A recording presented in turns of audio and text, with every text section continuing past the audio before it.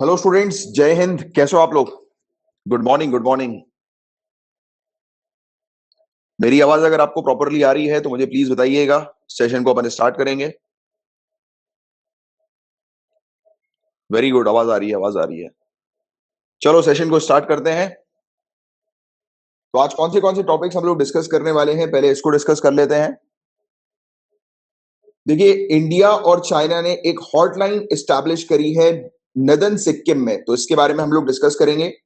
आसाम मिजोरम का border dispute, ये topic already cover किया जा चुका है, तो फिर से ये टॉपिक आया है, तो इस पर एक छोटी सी अपडेट है, बस वो देखेंगे हम लोग। और बाकी आप लोग को कल मैंने लिंक भी एक एक्स्ट्रा प्रोवाइड कराई थी, आपको होपफुली एप्लीकेशन में मिल गई होगी और आपने रिवाइज भी कर लिया होगा इस टॉपिक को। और इसके अलावा पाकिस्तान ने फाइनलाइज किया है एक बिल जिसके तहत नया स्टेटस दिया जा रहा है, यानी कि एक पांचवी प्रोविंस बनाई जा रही है पाकिस्तान की, गिलगित बाल्टिस्तान को। राइट, तो ये चीज एक हम लोग को पाकिस्तान की तरफ से एक अपडेट देखने को मिल रही है। बट मैंने आप लोग को याद आ रहा होगा, कल आपके इस एप्लीकेशन पर एक लिंक आपको मैंने दी थी गिलगित बाल्टिस्तान को लेकर, उसकी पूरी हिस्ट्री जो है वो गिलगित बाल्टिस्तान की आपको मिल गई होगी। होपफुली आप लोगों ने उस चीज को पढ़ लिया होगा, और अगर नहीं पढ़ा है तो फिर से मैं आपको रिमाइंड कर दूंगा इसकी। मैं आपको जो भी एक्स्ट्रा लिंक्स वगैरह प्रोवाइड कराता हूं तो उसको जरूर पढ़ लिया करो, उससे रिलेटेड नोट जरूर बना लिया करो, क्योंकि वो टॉपिक्स इंपॉर्टेंट होते हैं। और क्वाइट पॉसिबल जैसे कि मैं रात को आपको भेज देता हूं, तो आपको पढ़ लेना चाहिए, जिससे कि नेक्स्ट डे जब वो टॉपिक आए तो आपको आप उससे रिलेट भी कर पाओ। राइट, क्योंकि क्या है कि जो ये वाला जो आर्टिकल है जो हमें मिला है, तो उसमें उतनी ज्यादा अपडेट्स नहीं है, उतनी चीजें मेंशन नहीं है जो कि मैंने आपको डिटेल में बताई हुई थी एक लिंक के थ्रू। ठीक है, तो उसको होपफुली आप लोगों ने देख लिया होगा, पढ़ लिया होगा। चलो anyways, United nation security council की प्रेसिडेंटशिप जो है वो अभी इंडिया के हाथ में हम लोग को देखने को मिल रही है, तो इस पर थोड़ी सी चर्चा करने वाले हैं। राइट, इसके अलावा पुलिस स्टेशन को लीगल एड इंफॉर्मेशन, मतलब कि क्या किस प्रकार से कानूनी सहायता पुलिस कर सकती है, तो उसके बारे में हर एक पुलिस स्टेशन में एक इंफॉर्मेशन जो है वो डिस्प्ले होनी चाहिए। राइट, फिर J care and protection of children amendment bill 2021, तो इसको हम लोग देखने वाले हैं। काफी इंपॉर्टेंट टॉपिक है अगेन ये वाला। अश्वगंधा के बारे में हम लोग बात करेंगे। इसके अलावा north eastern space application centre, ये क्या है इसको हम लोग देखेंगे। इंटीग्रेटेड थिएटर कमांड, ये भी एक इंपॉर्टेंट टॉपिक है, ये पहले भी आ चुका है, तो इसको फिर से हम लोग देखने वाले हैं। सेक्शन 66A, ये टॉपिक लगातार रिपीट हो रहा है बार बार, तो इसके बारे में हम लोग थोड़ा सा जानेंगे। ठीक है, बार बार रिपीट हो रहा है, ये टॉपिक काफी ज्यादा इंपॉर्टेंट है। स्क्रीन शो नहीं हो रही गाइस, आप सभी को ये इशू आ रहा है क्या स्क्रीन का? सभी को स्क्रीन दिख रही है कि नहीं दिख रही?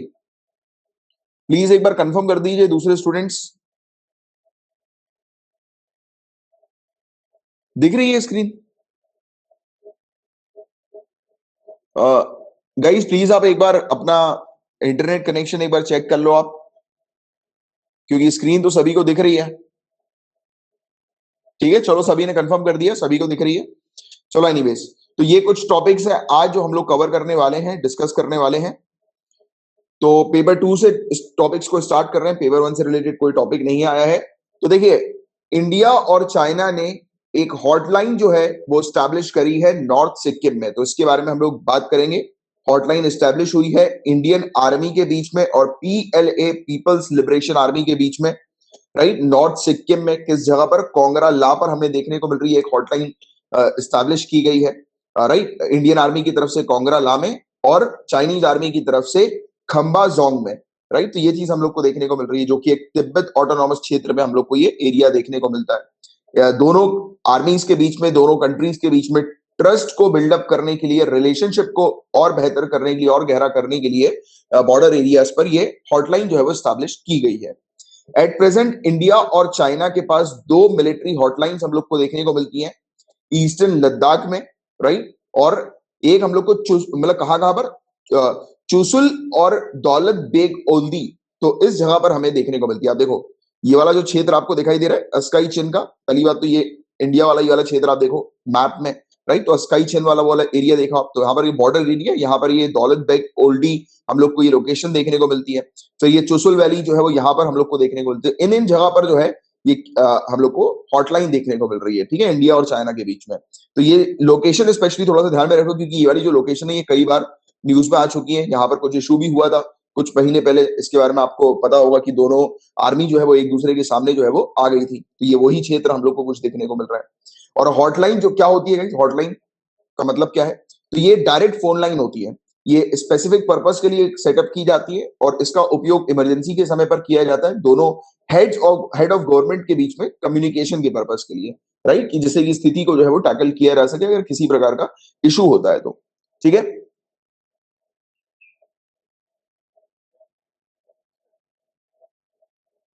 तो क्लियर है यहां तक आप लोग को बातें?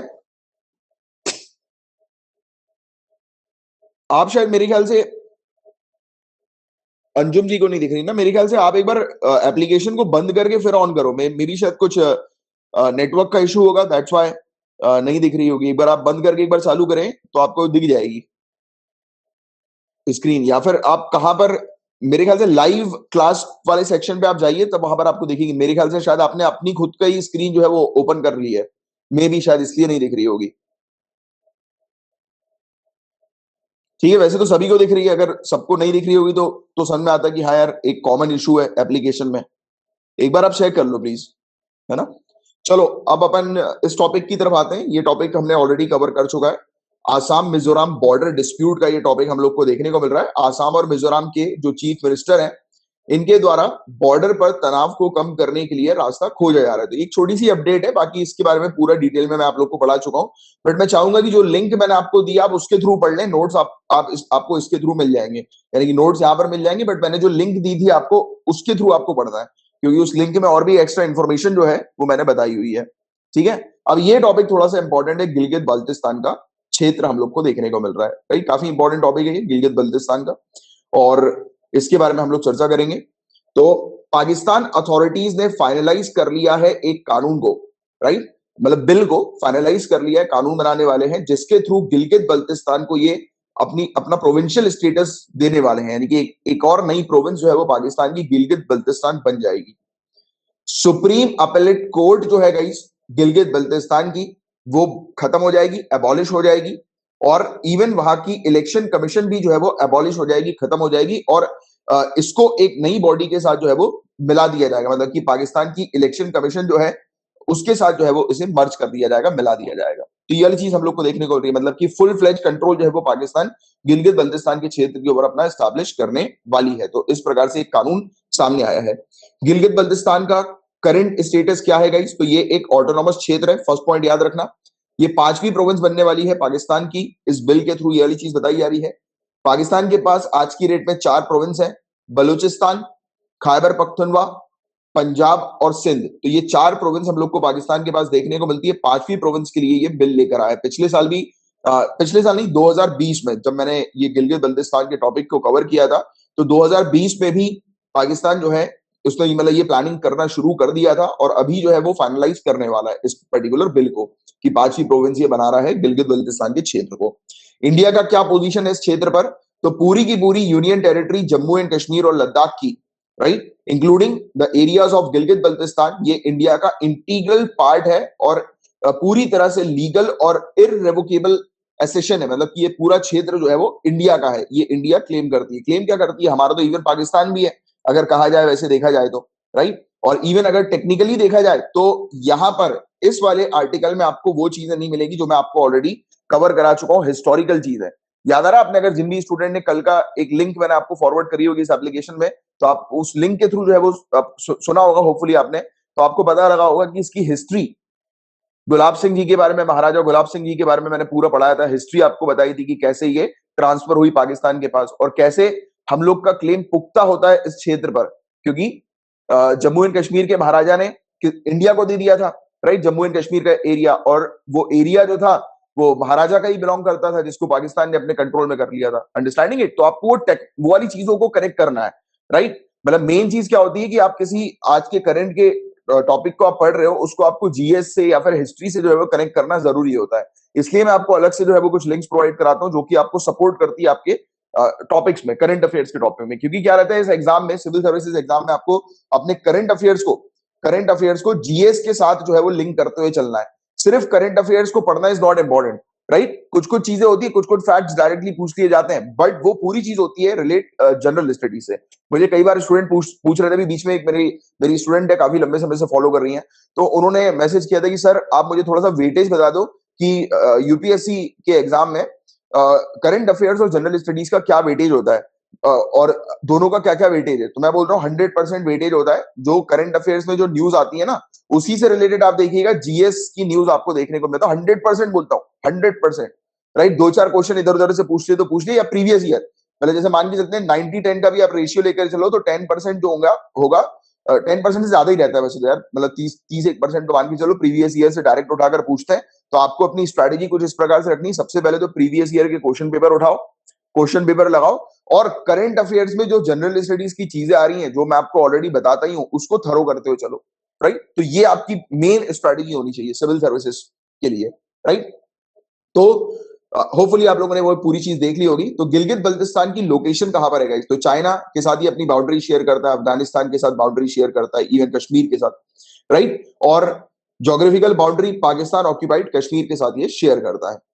और ये क्षेत्र जो है ये जम्मू एंड कश्मीर का पार्ट हुआ करता था। राइट, और पाकिस्तान ने 4 नवंबर 1947 को इसके ऊपर कंट्रोल कर लिया। पाकिस्तान की कुछ ट्राइबल मिलिटेंट्स आए थे, मिलिटियाज आए थे, और पाकिस्तानी आर्मी आई थी और उन्होंने इस क्षेत्र पर जो है वो कब्जा कर लिया था। राइट, फोर्सफुली जो है वो अपने ऊपर कंट्रोल जो है वो हासिल कर लेते इस क्षेत्र पर। और Pakistan China Pakistan economic corridor जो कि बेल्ट एंड रोड इनिशिएटिव का एक एक्सटेंशन है, राइट, तो वो भी इसी क्षेत्र के ऊपर से होते हुए गुजरता है। ठीक है, तो ये पॉइंट्स आप लोग को पता होना चाहिए। और इसका प्रेजेंट स्टेटस क्या है गाइस? ये पाकिस्तान के अंडर आ रहा है। इवन पाकिस्तान ने उल्लंघन किया है एक United nation commission for India and Pakistan के रेजोल्यूशन 28 अप्रैल 1949 का। राइट, 28 अप्रैल 1949 को यूएनसीआईपी का एक रेजोल्यूशन था, उसका भी उल्लंघन किया, और भी काफी सारे कानूनों का उल्लंघन किया। आपको जब मैंने पढ़ाया था तो वो ना ही सिर्फ वाला टॉपिक मैंने उसकी हिस्ट्री बताई है, बल्कि आपको याद आ रहा होगा जिन भी स्टूडेंट ने उससे रिलेटेड नोट्स बनाए होंगे तो कुछ कानून के बारे में भी, इंटरनेशनल लॉज के बारे में भी मैंने आपको बताया कि पाकिस्तान ने यूनाइटेड नेशन के जो कानून है बनाए हुए, इंटरनेशनल लॉज जो है उसका भी उल्लंघन किया है इस क्षेत्र पर अपना कब्जा करके। राइट, फोर्सफुली इस क्षेत्र को इन्वेड करके। Right, understanding it. और इस क्षेत्र पर जो पाकिस्तान ने कंट्रोल किया उस समय गिलगित बल्तिस्तान में रहने वाले लोगों की सहमति भी नहीं ली, राइट, कि वो किस पर्टिकुलर कंट्री के साथ रहना चाहते हैं। राइट, और यूएनसीआईपी ने ये चीज कही कि पाकिस्तान को कही कि पाकिस्तान अपनी फोर्सेस को जो है वो वहां से हटा ले, विड्रू कर ले। दैट्स व्हाई देन टू इसने अपनी फोर्सेस को वहां से हटाया नहीं। राइट, तो इसलिए कहते हैं कि ये पाकिस्तान जो है उसने इलीगल तरीके से गिलगित बल्तिस्तान पर अपना कंट्रोल अभी जमाया हुआ है। और 60 साल से ज्यादा का टाइम जो है वो हो चुका है। ये एरिया जो गिलगित बल्तिस्तान का हम लोग को देखने को मिलता है, यहाँ पर कोई भी प्रॉपर कॉन्स्टिट्यूशनल स्टेटस नहीं है। बट अब जब ये पाकिस्तान के कंट्रोल में चला जाएगा तब हमें देखने को मिलेगा कि पाकिस्तान मतलब पूरी तरह से, मतलब अब पाकिस्तान अपना कॉन्स्टिट्यूशनल कंट्रोल जो है वो अब इसके ऊपर हासिल करने की कोशिश कर रहा है। दैट्स वाई ये एक बिल लेकर आया जिसके थ्रू गिलगित बल्तिस्तान 5वीं प्रोविंस जो है वो बन जाएगी पाकिस्तान की। राइट, तो ये वाली चीजें हैं गाइस। ये आप लोग को इसमें कोई डाउट है तो आप पूछ सकते हैं।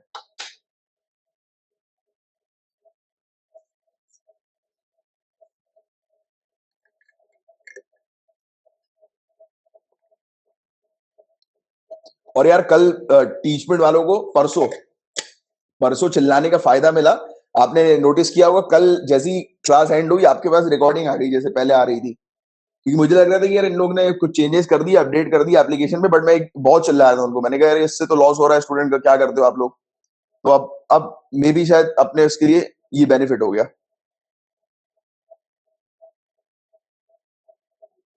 और गाइस एक चीज और मैं आप लोग को बताना चाहूंगा।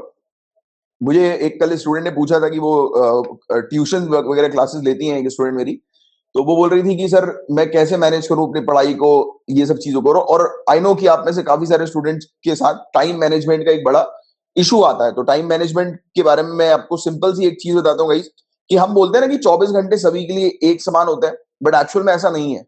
अगर आप इस कॉन्सेप्ट को समझोगे ना, जैसे ये दुनिया बड़ी अजीब टाइप की होती है, आप इस कॉन्सेप्ट को अगर समझ गए ना तो आप किसी भी चीज को अपने कंट्रोल में कर सकते हो। राइट, अब आपको लगेगी ये सब बातें कि अरे यार मैं क्या बात कर रहा हूँ, किसी भी चीज को अपने कंट्रोल में कर सकते हो, बट वो उसका भी अभी के अभी मैं आपको प्रूफ दे दूंगा, अभी के अभी। सर अगर ये लॉ के अगेंस्ट जा रहे हैं यूनाइटेड नेशन के, तो कैसे प्रोविंस बनेगा फिर? Is there no check by United Nation? अब देखो आप मुझे बताओ, यूनाइटेड नेशन फोर्सफुली थोड़ा ना करती है कार्य। यूनाइटेड नेशन तो पीस को मेंटेन करने के लिए बनाई गई थी। राइट, अब यूनाइटेड नेशन के ऑर्डर अगर कोई पर्टिकुलर कंट्री फॉलो नहीं कर रही है, राइट, तो वो क्या होता है कि यूनाइटेड नेशन की अगली मीटिंग में या फिर इंटरनेशनल ऑर्गेनाइजेशंस में यूनाइटेड वो उस कंट्री को जो है वो दूसरी मेंबर कंट्री जो है वो बॉयकॉट करना शुरू करती है। सिर्फ यही बस एक चीज होती है, उसके अलावा और कुछ नहीं हो पाता। ये वाली चीज है। या फिर वो कंट्री जो है वो अपना क्लेम करती है कि नहीं मैं तो नहीं करूँ, क्योंकि बाइंडिंग नेचर का नहीं है ना, ये वाली चीज बाइंडिंग नेचर की है क्या? आप यूनाइटेड नेशन के मैंडेट उठाकर देखिए, बाइंडिंग नेचर का कुछ नहीं है। यूनाइटेड नेशन सिक्योरिटी काउंसिल भले ही कुछ चीजें बाइंडिंग नेचर की बताती है, यूनाइटेड नेशन सिक्योरिटी काउंसिल की कुछ चीजें बाइंडिंग नेचर की है, बट फिर भी वो एब्सोल्यूट टर्म्स पर नहीं है, क्योंकि करना तो एक कंट्री को, डोमेस्टिक कंट्री जिसकी वो टेरिटरी उसी को ही है ना। अब जैसे आपका घर है, आपको अपने घर में क्या करना है कौन डिसाइड करेगा? आप डिसाइड करोगे ना। कितने सारे, अब इसी को ही इस तरीके से आप समझो कि डोमेस्टिक वायलेंस कितना बड़ा कानून है, बट फिर भी हम देखते हैं ना कि हमारी कंट्री में कितनी सारी जगहों पर होता है जिसपे महिला बेचारी क्लेम तक नहीं करती हैं, राइट, कि जिससे कि उनके परिवार की इज्जत खराब ना हो जाए बाहर। अब देखिए महिला इतना सोचती है, बट देन टू हम डोमेस्टिक वायलेंस देखते हैं कि नहीं देखते हैं? फिर अब यहीं पर ही इस चीज को लोकल टर्म्स में समझ लो आप। तो करना नहीं करना वो तो उस टेरिटरी का काम होता है। चलो मैं आप लोग को एक बहुत इंपॉर्टेंट चीज बता रहा था, ये बहुत इंपॉर्टेंट चीज है, इस चीज को आप अगर जान गए तो ये एग्जाम को क्रैक करना बहुत ईजी है आपके लिए। पहली बात तो जैसे कि उस स्टूडेंट का एग्जांपल मैं देता हूं आपको, वो बोल रही थी कि यार मुझे 4-4 बच्चों को ट्यूशन पढ़ाना पड़ता है और उसके बाद मेरे पास टाइम जो है वो काफी कम बचता है। तो मैंने कहा 4 बच्चों को ट्यूशन पढ़ाना पड़ रहा है, मेरे ख्याल से 4 घंटे आप इन्वेस्ट करते होगे ज्यादा से ज्यादा, है ना, रेगुलर बेसिस पर। तो या तो आप उसको वीकेंड पे शिफ्ट कर दो, या फिर अपने दिमाग को क्लियरली ये बोल दो कि अगर मैं 4 घंटे पढ़ाऊंगी तो भी मेरे पास बहुत समय है, आराम से मैं 8 घंटे तक अपनी खुद की पढ़ाई कर सकती हूँ, प्लस उसके अलावा भी मेरे पास 12 घंटे बचे हुए हैं, जिसमें से 6 घंटे की अच्छी 6-7 घंटे की प्रॉपर नींद और बाकी फिर दूसरे काम। तो कितना टाइम है? आप अगर अपने माइंड को बोल दो कि मेरे पास बहुत टाइम है, तो आपके पास बहुत टाइम होगा। 24 घंटे में आप खेल कर सकते हो, राइट। अब वही देखते हैं ना हम लोग कि लोग 24 घंटे में खेल, कुछ लोग खेल कर जाते हैं, कुछ लोग नहीं कर पाते। क्यों? क्योंकि सबके लिए टाइम अलग है। आपको जो चीज अच्छी लगती है तुरंत नहीं खत्म हो जाती, जिसमें आपको मजा आता है, आप बोलते हो अरे यार पता ही नहीं लगा टाइम कैसे निकल गया, राइट। तो टाइम हर एक इंडिविजुअल के लिए अलग अलग है, वो आपको अपने ब्रेन को उस प्रकार से सेट करना है। कुछ लोग कम टाइम में बहुत कुछ अचीव कर लेते हैं, कुछ लोग नहीं कर पाते। उसकी वजह यही है कि आप अपने माइंड को ट्रेन उस अकॉर्डिंग नहीं करते। ये बात थोड़ी सी अजीब लगेगी, बट ये सच है। और इस चीज को कभी भी नोटिस कर लेना कि कभी कभी आपको जो चीज अच्छी लगती है उसमें कितनी जल्दी टाइम बीतता है, जो चीज अच्छी नहीं लगती उसमें घंटों लगने लगते हैं आपको। और आप इस लॉजिक को थोड़ा सा लगाओ कि अपने माइंड को बोलो कि नहीं मुझे तो, मेरे पास बहुत टाइम है, इतने टाइम में मैं आराम से ये चीज कर सकता हूं। जैसे ही वो अपने माइंड की क्लॉक आप शुरू करोगे ना, टाइमर शुरू करोगे, आपका काम होना शुरू हो जाएगा। चलो एनीवेज आगे की बात करते हैं। यूनाइटेड नेशन सिक्योरिटी काउंसिल की प्रेसिडेंसी जो है वो इंडिया के अंडर आ गई है, इंडिया के कंट्रोल में हम लोग को देखने को मिल रही है, राइट। और रोटेटिंग प्रेसिडेंसी जो है वो इंडिया ने एज्यूम करी है, right, United nation security council की अगस्त मंथ के लिए। और इंडिया का ये 10वां टेन्योर जो है वो बताया जा रहा है। और इंडिया की पहली प्रेसिडेंसी, राइट, इंडिया की पहली presidency United nation security council में 2021 और 2022 के टेन्योर के लिए ये वाली हमें देखने को मिल रही है, यानी कि 2021-2022 के लिए ये वाली पहली है। और वैसे अभी तक 10 टेन्योर जो है वो इंडिया ने इस प्रकार से हासिल किए हैं, right, as non permanent member के तौर पर यूनाइटेड नेशन सिक्योरिटी काउंसिल के।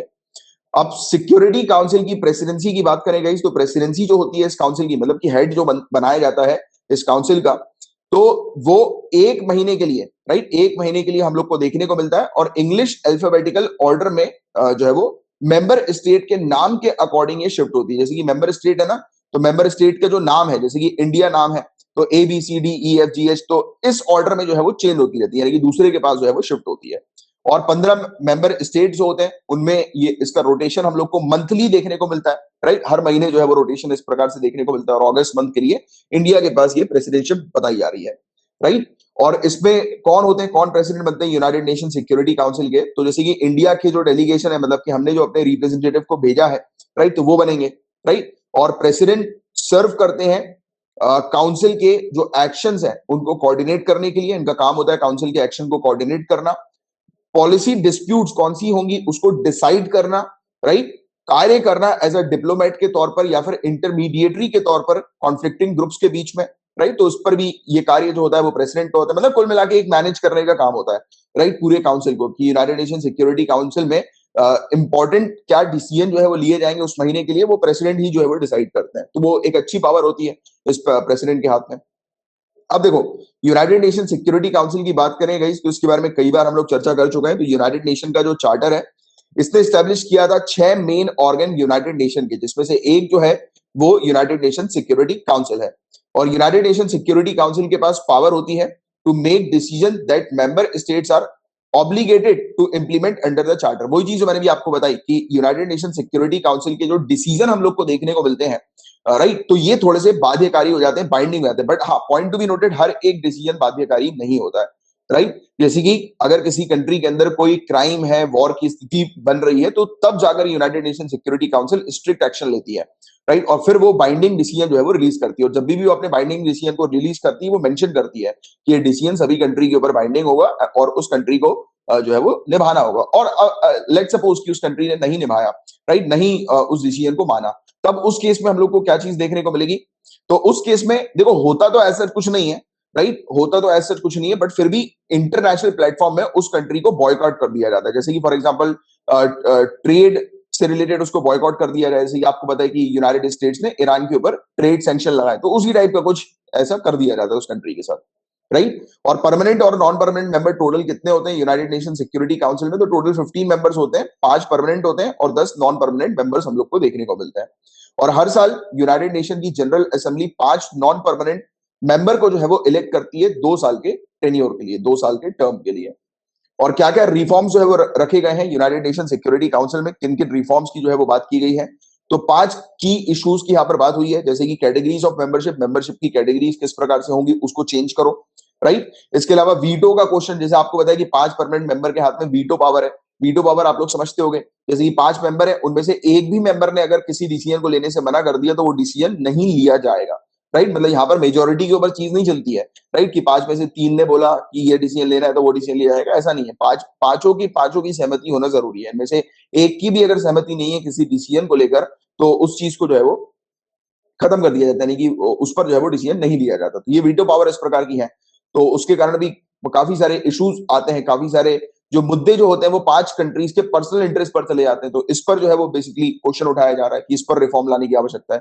रीजनल रिप्रेजेंटेशन करना चाहिए, क्योंकि अब जो है वो काफी चीजें जो है वो चेंज हो गई हैं, राइट, पहले के समय पर और अभी के समय पर, यानी कि 1945 से लेकर अभी तक बहुत सारी चीजें जो है वो चेंज होती हुई हम लोग को नजर आई हैं। इसके अलावा साइज जो है काउंसिल का उसको बढ़ा दिया जाए, उनके वर्किंग मेथड्स को बढ़ा दिया जाए, और यूनाइटेड नेशन सिक्योरिटी काउंसिल और जनरल असेंबली के बीच में रिलेशनशिप भी प्रॉपर तरीके से डिफाइन किया जाए, राइट। तो ये वाली चीज हम लोग को देखने को मिल रही है। और इंडिया की बात करें गाइस, तो इंडिया की बात करें कि इंडिया का परमानेंट मेंबरशिप में यूनाइटेड नेशन सिक्योरिटी काउंसिल में क्या केस हम लोग को देखने को मिलता है? पहली बात तो इंडिया को मिलनी चाहिए यूनाइटेड नेशन सिक्योरिटी काउंसिल की परमानेंट मेंबरशिप, राइट। और क्यों मिलनी चाहिए? पहली बात तो इंडिया एक फाउंडिंग मेंबर है, फर्स्ट पॉइंट।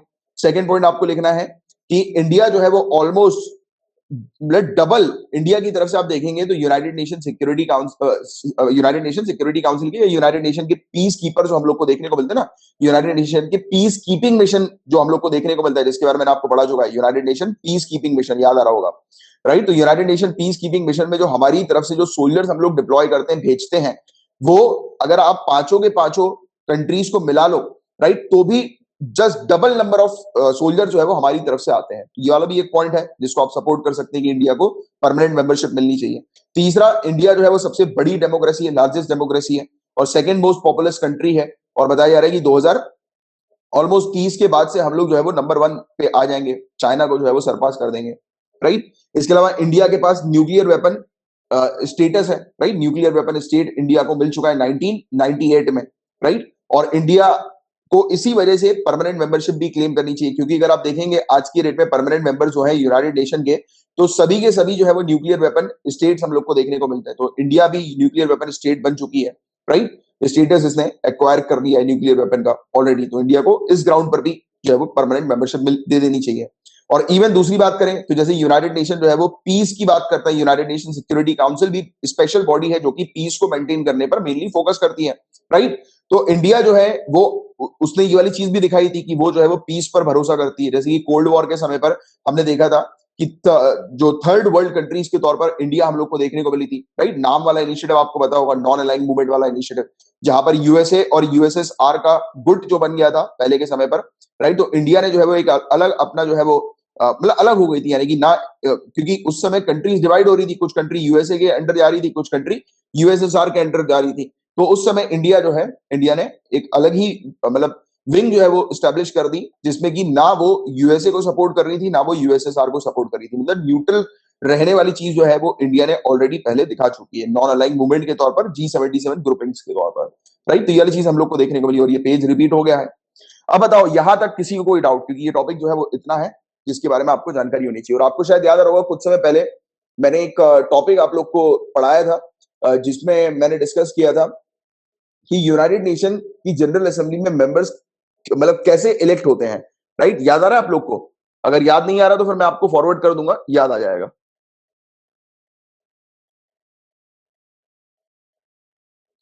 सर याद नहीं होता है जल्दी और नींद क्यों आती है स्टडी करते वक्त? तो लेक्चर के एंड में इस पर अपन बात करेंगे, ठीक है। क्योंकि आज 2 बार बीच में मैंने ब्रेक ले लिया, मतलब 2 बार आपको कुछ इंपॉर्टेंट मतलब ऐसी चीजें बता दी। तो अभी एक बार फिनिश कर लेते हैं लेक्चर को, फिर मैं आपको इस बारे में बताऊंगा, मुझे एक बार याद कर देना। लिंक फॉरवर्ड कर दूंगा, मैं आपको लिंक फॉरवर्ड कर दूंगा, एप्लीकेशन पे लिंक आ जाएगी आपके पास, डोंट वरी। चलो यहां तक किसी को कोई किसी प्रकार का डाउट है तो तुरंत पूछ लो, फिर अपन आगे बढ़े।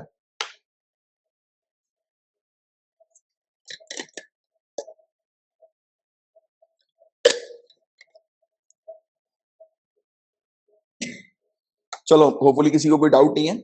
अब देखो, police station must display legal aid information. Police थानों में कानूनी सहायता संबंधी जानकारी इंफॉर्मेशन का प्रदर्शन किया जाना अनिवार्य होना चाहिए। तो ऑनरेबल सुप्रीम कोर्ट के जज हैं जस्टिस यू ललित या जस्टिस ललित, इन्होंने कहा है कि हर एक पुलिस थाने में एक डिस्प्ले बोर्ड होना चाहिए जो कि इन्फॉर्म करे राइट टू लीगल एड को, राइट, की कानूनी सहायता प्राप्त करने के अधिकार के बारे में जो है वो जानकारी दे। एक डिस्प्ले बोर्ड और फ्री लीगल एड सर्विस की जानकारी दे, राइट, मुफ्त कानूनी सहायता सेवाओं की जानकारी दे। क्योंकि देखो गाइस, ये जानकारी रखना बहुत ज्यादा आवश्यक है, स्पेशली पब्लिक ऑफिस में। बहुत सही चीज है जिसको आप मेंस में उपयोग करेंगे। एक पॉइंट लिख लो आप कि आपको उसको मेंस में सजेशन के तौर पर उपयोग करना है कि कैसे, क्योंकि गवर्नेंस से रिलेटेड आपके पास क्वेश्चन आएगा ही आएगा। और गवर्नेंस का क्वेश्चन यहीं से आप पॉइंट्स उठा सकते हैं कि सभी जितने भी पब्लिक ऑफिस हैं, कि लोगों को अच्छी सर्विस देनी है तो सभी पब्लिक ऑफिस में एक वो लगा देना चाहिए, बाहरी डिस्प्ले बोर्ड पे लगा देना चाहिए कि लोगों के लिए क्या क्या सर्विसेज यहाँ पर अवेलेबल है, राइट, और लोगों के क्या क्या अधिकार होते हैं। क्योंकि पता है, लिटरली दिस इज फैक्ट कि आज भी लोगों को अपने अधिकार नहीं पता है, फंडामेंटल राइट्स आज भी लोगों को नहीं पता है, और इसी कारण लोग एक्सप्लॉइट होते हैं कई बार, राइट। लोगों को फंडामेंटल राइट बिल्कुल नहीं पता आज की डेट में, राइट। आप बाहर निकल के देखिए, आपको नहीं मिलेगा। ऑटो वाले से बात करो, रिक्शे वाले से बात करो, उसको नहीं पता, उसको खुद को अपने अधिकार नहीं पता, इसलिए तो वो एक्सप्लॉइट होते हैं। कई बार कुछ करप्ट ऑफिसर उनको इसलिए एक्सप्लॉइट करते हैं because they don't know their rights. और आपको कोई एक्सप्लॉइट नहीं कर सकता, किसी की हिम्मत नहीं है, राइट। क्यों? क्योंकि आपको अपने अधिकार पता है, यू नो अबाउट इट, कि सामने वाला पुलिस वाला आपसे बदतमीजी करेगा, आप आर्टिकल 22 के तहत उसकी बैंड बजा दोगे, राइट, आपके फंडामेंटल राइट्स के थ्रू, राइट। तो आपको पता है आपके अधिकार, राइट। देखो, बट एक चीज है इसमें, एक तो पता होना और घमंड खाना, उसमें बहुत बड़ा डिफरेंस होता है, और वो बहुत थिन लाइन भी होती है, पता है आपको। कई बार लोग बदतमीजी पे उतर आते हैं। कुछ लोगों को ज्ञान प्राप्त होता है, कुछ लोगों को पता होता है कि उनके राइट्स क्या है, उनकी ये क्या है वो क्या है, तो वो हल्ला मचाने लगते हैं, राइट। तो ऐसा नहीं करना है, राइट। अपन को अपने राइट्स पता है, बट सामने वाला व्यक्ति अगर बदतमीजी करे तो आपको अपनी बदतमीजी की लिमिट क्रॉस नहीं करनी है, right. You are future bureaucrats, आप लोग आने वाले समय के ब्यूरोक्रेट्स हैं, और ब्यूरोक्रेट की स्टाइल अलग होती है, और आपको उसी काम माइंड में रखना है अपने आप को। कभी किसी अच्छे ऑफिसर को देखा है भड़कते हुए एकदम से? नहीं भड़केगा वो। सामने सामने आकर मंत्री हो या कोई भी हो, उसके सामने भली चिल्ला चोट करेगी। इवन पब्लिक भी आपके सामने, जब आप कल को आप ऑफिसर बनेंगे, पब्लिक आपके सामने आके चिल्लाएगी, हल्ला करेगी, बट आपको काम होकर, अपने माइंड को काम रखकर अपनी सर्विस देनी है। तो उसकी प्रैक्टिस अभी से करो, राइट। कि कभी भी बिल्कुल एकदम अपने जो होता है ना, बिल्कुल शांत स्वभाव को एकदम से ब्रेकआउट नहीं करना है, राइट। जैसे आपको अपने अधिकार पता है, सामने वाले पुलिस ने आपको अगर रोका भी, तो यू नो योर राइट्स, तो आपको ये बात तो पक्की है कि वो आपके साथ कुछ करेगा नहीं, भले ही वो बदतमीजी क्यों ना करे आपके साथ। आपको जो है वो अपनी लिमिट क्रॉस नहीं करनी है, क्योंकि देखो, वो भी बदतमीजी कर रहा है, आप भी बदतमीजी करोगे, क्या फर्क पड़ जाएगा? तो मतलब क्या फर्क होगा आपके और उसमें, बीच में नहीं होगा ना कुछ। तो आपको अपने दायरे में रहना है, राइट, अपने प्रोफेशनलिज्म वाले दायरे में रहना है, कि चलो ठीक है यार, इसने कुछ किया, वी नो कि मैं कोर्ट में जाकर इसकी बैंड बजा सकता हूं। आप तो स्माइल करते रहो अंदर से, सामने वाले को चीखने दो, चिल्लाने दो। और ये रेगुलर डेली लाइफ में भी यही चीज करनी है, कि आपको बाई चांस घर में किसी वजह से डांट पड़ गई तो एकदम गुस्सा नहीं करना है, अंदर ही अंदर स्माइल करते रहो, चलो कोई बात नहीं, और एक्सेप्ट कर लेना अगर गलती है तो, कि एक्सेप्ट करो, ये acceptance is very important, right. तो गलती है तो एक्सेप्ट करो। फिर जस्टिस ललित ने, जो कि एग्जीक्यूटिव चेयरमैन भी है नालसा की, NALSA is very important topic, NALSA से रिलेटेड यूपीएससी वाले क्वेश्चन पूछ चुकी है, राइट, और वेरियस स्टेट सिविल सर्विसेज में आ चुका है, नेशनल लीगल सर्विस अथॉरिटी के बारे में। तो ये इसके एग्जीक्यूटिव चेयरमैन है, तो उन्होंने इतनी बढ़िया सा सजेशन जो है वो दिया है, तो ये सजेशन आप मेंस में इनका यूज करिएगा। तो नालसा के बारे में हम लोग बात करेंगे। नालसा, तो नालसा जो है गाइस, ये लीगल सर्विस अथॉरिटीज एक्ट 1987 के तहत स्टैब्लिश की गई। इस बॉडी का मेन काम यह है कि फ्री लीगल सर्विसेज प्रोवाइड कराना weaker section of the society को, right. Free legal service provide कराने पर यह बॉडी मेन फोकस करती है। इसका मेन एम यह है कि ये इंश्योर करें अपॉर्चुनिटीज जस्टिस को सिक्योर करने की, राइट, कि कोई भी सिटीजन है उसको डिनाई ना किया जाए, मतलब कि सभी सिटीजन जो है उनको फेयर जस्टिस मिल सके, और वो भी मतलब उसके मतलब जस्टिस के लिए उनको किसी तरीके से परेशान होने की आवश्यकता ना पड़े। जैसे होता है ना कि कई बार लोग जो है फाइनेंशियली वीक हम लोग को देखने को मिलते हैं, राइट, उतना पैसा होता नहीं है। तो ये कह रहे हैं कि इस ग्राउंड पर इकोनॉमिक या फिर किसी दूसरे डिसेबिलिटी या किसी दूसरे ग्राउंड पर ऐसा नहीं होना चाहिए कि सामने वाले व्यक्ति को फेयर जस्टिस ना मिला या फिर वो सिक्योर ना कर पाए फेयर जस्टिस को, क्योंकि जस्टिस जो है वो सभी के लिए हम लोग को देखने को मिलता है, और चाहे वो व्यक्ति गरीब क्यों ना हो उसको भी जस्टिस मिलेगा ही मिलेगा, राइट। क्योंकि होता है हम लोग देखते हैं ना कि जैसे कि कोर्ट वगैरह में काफी पैसा खर्च होता है, वकील वगैरह लेना पड़ता है। कई बार लोग जो है वो यही चीज सोचकर जो है वो कोर्ट में एंटर नहीं करते हैं, राइट। यही चीज सोचकर लीगल सिस्टम के थ्रू जो है वो जस्टिस लेने पर वो नहीं करते हैं, प्रयास नहीं करते हैं, राइट। तो इसलिए ऐसी चीजें डिस्प्ले कर दी नहीं चाहिए पुलिस स्टेशन पर, कि जैसे कि लोगों को पता रहे कि हाँ, अगर उनका एक्सप्लॉइटेशन होता है तो वो अगर यहाँ पर रीच आउट करेंगे तो उनका कोई ऐसा कोई पैसा नहीं लगेगा। बट रियलिटी ये है कि कई केसेस में लगता भी है, क्योंकि करप्शन हम लोग को देखने को मिलता है। इवन मैंने कई बार इस चीज को बता चुका हूं, करप्शन इस लेवल का है कि आपको कोर्ट के अंदर ही करप्शन देखने को मिलेगा, कोर्ट के अंदर ही, जहां पर जस्टिस मिलता है। आप देखिएगा जज के सामने वो बैठे रहते हैं ना रजिस्ट्रार वगैरह, जो डेट लिख कर देते हैं कि आपकी अगली तारीख इस तारीख को होगी, आप इस तारीख को आना, राइट। वही लेते हैं 100-50-200 रुपए की डेट बढ़वाने के या जल्दी काम करवाने के। तो ऐसी हरकतें होती हैं, राइट, और जज के सामने ही ये इस प्रकार से करप्शन हम लोग को देखने को मिलता है। अब देखो वापस आ जाते हैं नालसा पे। तो ये वाला क्वेश्चन आया था, न्यायदीप का क्वेश्चन आया था 1-2 बार कि न्यायदीप क्या है। तो ये ऑफिशियल न्यूज लेटर है नालसा का, तो ये वाली चीज ध्यान में रखिएगा। इवन नालसा लोक अदालत भी कंडक्ट करती है, राइट, कि जल्दी से जल्दी डिस्प्यूट जो है वो फेयर तरीके से सेटल हो जाए, राइट।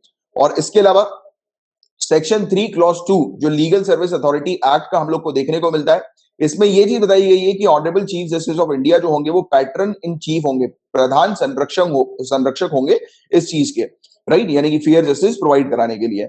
और सेकंड सीनियर मोस्ट जज ऑनरेबल सुप्रीम कोर्ट के ये एग्जीक्यूटिव चेयरमैन हम लोग को नालसा के देखने को मिलते हैं, राइट। और स्टेट और डिस्ट्रिक्ट लीगल सर्विस अथॉरिटी भी यहां पर बनाने की बात की गई थी। इस कानून के तहत कहा गया कि हर एक स्टेट के अंदर स्टेट लीगल सर्विस अथॉरिटी होनी चाहिए स्टेट लेवल के लिए, राइट। और वो पॉलिसीज और डायरेक्शंस जो भी होते हैं नालसा के उसको इफेक्टिव बनाए, मतलब कि उसको इंप्लीमेंट करे ये स्टेट लीगल सर्विस अथॉरिटी। जो नालसा जो भी डायरेक्शंस लेकर आ रही है, जो भी पॉलिसीज बना रही है कि फ्री में लोगों को जो है वो जस्टिस मिल सके, राइट, लोग जो है वो रीच आउट कर सके कोर्ट में फ्री में, राइट, फ्री लीगल एड जो है वो उनको मिल सके। तो नालसा इस प्रकार की जो पॉलिसी बनाती है उसको आप ये कह सकते हैं कि एग्जीक्यूट करने के लिए, इंप्लीमेंट करने के लिए स्टेट लेवल पर एक स्टेट लीगल सर्विस अथॉरिटी होनी चाहिए और डिस्ट्रिक्ट लेवल पर डिस्ट्रिक्ट लीगल सर्विस अथॉरिटी होनी चाहिए, राइट। तो यह चीज हम लोग को देखने को मिल रही है, जो कि इवन लोक अदालत भी कंडक्ट करे, राइट। और स्टेट लीगल सर्विस अथॉरिटी के हेड कौन होंगे? तो honourable chief justice respective high court के, यानी कि उस स्टेट के हाई कोर्ट के चीफ जस्टिस, और ये पैटर्न इन चीफ हम लोग को स्टेट लीगल सर्विस अथॉरिटी के देखने को मिलेंगे। तो नेशनल लेवल पर हमने देखा सीजेआई है हमारे, स्टेट लेवल पर चीफ जस्टिस हाई कोर्ट के हम लोग को हेड देखने को मिल रहे हैं, और हर एक डिस्ट्रिक्ट के अंदर डिस्ट्रिक्ट लेवल पर जो हेड होंगे वो डीजे होंगे, राइट, यानी कि डिस्ट्रिक्ट जज हम लोग को देखने को मिलेंगे। तो district legal service authority same काम वही होगा कि डिस्ट्रिक्ट लेवल पर जितने भी लीगल सर्विस प्रोग्राम्स हैं इस प्रकार के नालसा के, तो उसको इंप्लीमेंट करने का, एग्जीक्यूट करने का काम डिस्ट्रिक्ट लीगल सर्विस अथॉरिटी का होगा। और डिस्ट्रिक्ट लीगल सर्विस अथॉरिटी कहां पर एस्टैब्लिश्ड है? तो हर एक डिस्ट्रिक्ट कोर्ट में आप जाएं, हर एक डिस्ट्रिक्ट में जो डिस्ट्रिक्ट कोर्ट होता है उसी के कॉम्प्लेक्स में आपको ये अथॉरिटी मिल जाएगी, राइट। और इसको डीजे डिस्ट्रिक्ट जज जो है रिस्पेक्टिव डिस्ट्रिक्ट कोर्ट के, तो वो इसको हेड करते हैं। इवन हमारे कॉन्स्टिट्यूशन के आर्टिकल 39A में ये चीज बकायदा मेंशन्ड है कि स्टेट जो है, क्योंकि directive principle of state policy के अंदर ये वाली चीज आ जाती है कि स्टेट जो है इसे जस्टिस प्रमोट करना चाहिए, राइट। हर मतलब इक्वल अपॉर्चुनिटी सभी को देना है, फ्री लीगल एड सभी को प्रोवाइड कराना है, और इंश्योर करना है कि जस्टिस जो है वो किसी के लिए भी, किसी भी सिटीजन के लिए भी, कोई भी सिटीजन वंचित ना हो जस्टिस से, न्याय से, राइट, डिनाई ना हो किसी भी ग्राउंड के आधार पर, राइट, चाहे वो इकोनॉमिक हो या कोई भी दूसरी डिसेबिलिटी हो, उस ग्राउंड के आधार पर जस्टिस जो है डिनाई ना हो, राइट। तो यह चीज मेनली फोकस की गई है। तो यहां पे बताओ, यहां पर आपको किसी प्रकार का कोई डाउट तो पूछ लो आप।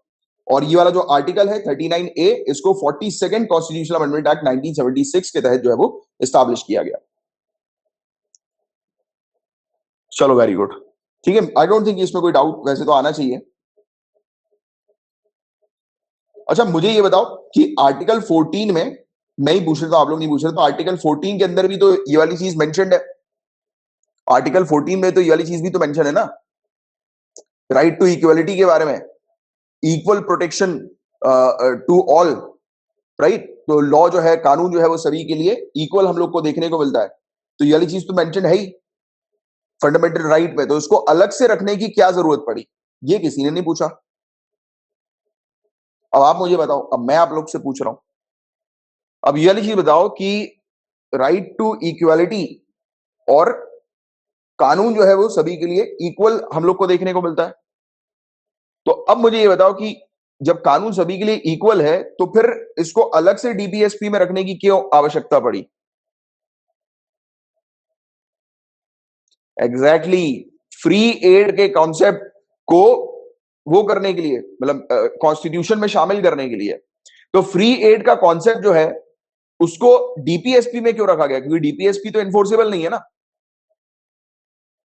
डीपीएसपी में क्यों रखा गया? अब इस चीज को आप मुझे समझाओ, क्योंकि आप लोग तो पूछते नहीं है, तो आप लोग के जो डाउट आगे चल के आएंगे कभी आपको रिवीजन में, तो मैं इसलिए पूछ लेता हूं क्योंकि मुझे पता है कि कहां पर डाउट क्रिएट होना चाहिए एग्जैक्टली सिविल सर्विसेज स्टूडेंट्स के लिए।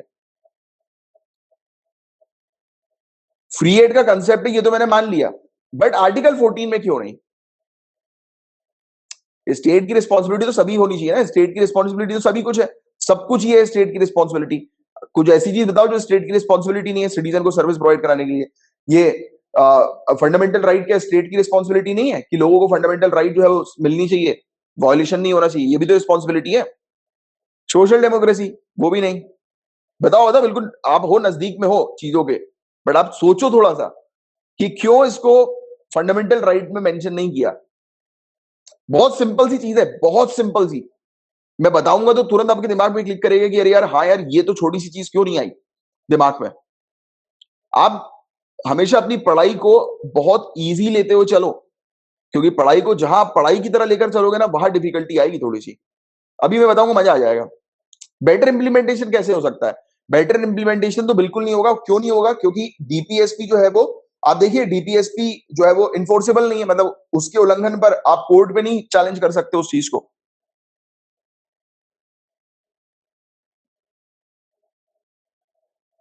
एग्जैक्टली एक स्टूडेंट ने बिल्कुल सही लिखा है, शुभी जी ने बिल्कुल सही लिखा है इकोनॉमिक डिवीजन के बारे में, और प्रिया जी ने भी बिल्कुल सही लिखा है इकोनॉमी के बारे में। एग्जैक्टली देखो गाइस, राज्य के पास पैसा भी तो होना चाहिए ना यार, राज्य के पास पैसा भी होना चाहिए। अगर राज्य के पास पैसा ही नहीं होगा, रिसोर्सेज ही अगर नहीं होंगे, कुछ इशू चल रहा होगा किसी प्रकार का, और आप अगर उसको फंडामेंटल राइट्स में रखकर बाउंड कर दोगे, राइट, तब क्या प्रॉब्लम आएगी? तब प्रॉब्लम ये आएगी कि लोग, बहुत सारे पिटीशन जो है वो कोर्ट में फाइल होने लगेंगे कि स्टेट ने हमारी सहायता नहीं करी, स्टेट ने हमारी सहायता नहीं करी, राइट। इस प्रकार की चीज जो है वो होना शुरू हो जाएंगी, राइट। तो पैसा, पैसे को ध्यान में रखते हुए इसको एफआर के अंदर मेंशन नहीं किया गया, इसको डीपीएसपी में मेंशन कर दिया कि स्टेट अपने रिसोर्सेज के अकॉर्डिंग, अपने अकॉर्डिंग जो है वो फ्री लीगल सर्विस प्रोवाइड कराए। बाउंड नहीं किया इसलिए स्टेट को, क्योंकि हमारे कॉन्स्टिट्यूशन मेकर्स को भी पता था, राइट। और फिर जब ये अमेंडमेंट जब सामने लेकर आया, तो मतलब वही जिन्होंने अमेंड किया, जो हमारे वो है लेजिस्लेचर या लेजिस्लेटिव बॉडी जो है हमारी, तो उनको पता था कि यार कल को कोई दिक्कत आती है, किसी भी प्रकार का इकोनॉमिक इशू आता है, और हम अगर सर्विस नहीं प्रोवाइड करा पाए, तो लोग क्या करेंगे? कोर्ट में चले जाएंगे, और फिर वो दिक्कत आने लगेगी, फिर लोगों का फिर विश्वास भी उठने लगेगा सिस्टम से। तो इसी चीज को बहुत सही तरीके से, सटीक तरीके से डीपीएसपी में शामिल कर दिया, राइट।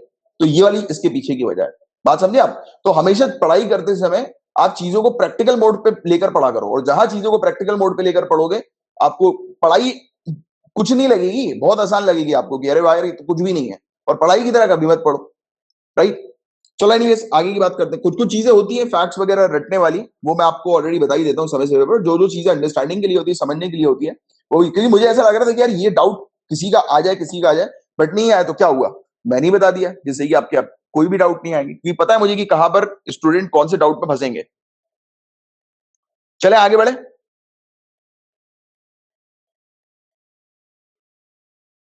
चलो वेरी गुड, आगे बढ़ते हैं। जेजे जेजे का कानून है, काफी इंपॉर्टेंट है, juvenile justice care and protection of children amendment bill 2021। 2015 के कानून को अमेंड किया जा रहा है, जेजे एक्ट 2015 को अमेंड किया जा रहा है, और ये अमेंडमेंट जो है वो पास हो गया है राज्यसभा से।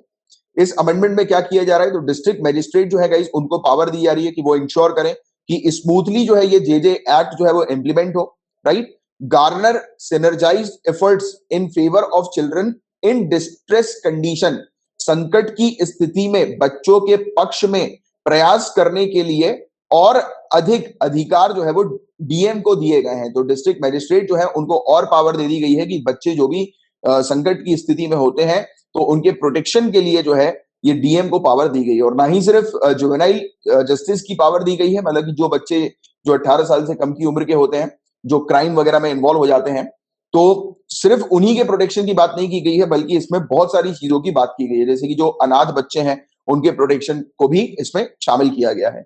अब इसका मतलब क्या है डीएम को पावर देने का, तो इसका मतलब है डीएम्स और इवन एडीएम्स ऑल्सो ये मॉनिटर करेंगे, राइट, कि अलग अलग एजेंसी जो जेजे एक्ट के अंदर हम लोग को देखने को मिलती है हर एक डिस्ट्रिक्ट में, जिसमें चाइल्ड वेलफेयर कमिटी आ जाता है, very important committee, CWC, juvenile justice board आ जाता है, डिस्ट्रिक्ट चाइल्ड प्रोटेक्शन यूनिट आ जाती है, और स्पेशल जुवेनाइल प्रोटेक्शन यूनिट आती है।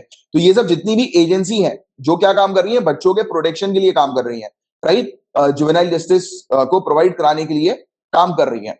तो ये जितनी भी यूनिट्स हैं, एजेंसीज हैं, ये सही तरीके से ऑपरेट कर रही है कि नहीं कर रही, कार्य कर रही है कि नहीं कर रही, उसको मॉनिटर करने के लिए, उसको निगरानी करने के लिए डीएम और एडीएम जो है वो उनको एक्स्ट्रा पावर और वाइड पावर जो है वो दे दी गई है।